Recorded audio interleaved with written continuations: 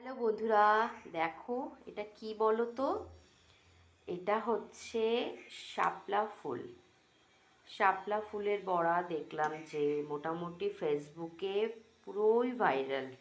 তো আমরা কোনোদিনও বা আমি পার্সোনালি কোনোদিনও শাপলা ফুল খাইনি আমরা।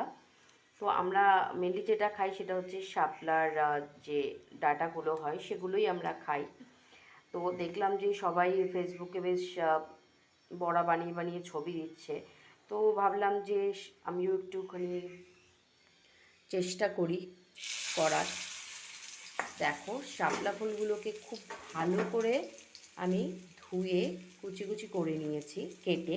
তারপরে হচ্ছে ওটাকে চালের গুঁড়ো, লবণ, হলুদ, একটু লঙ্কার গুঁড়ো দিয়ে বড়ার মতন করে ভেজে নিচ্ছি।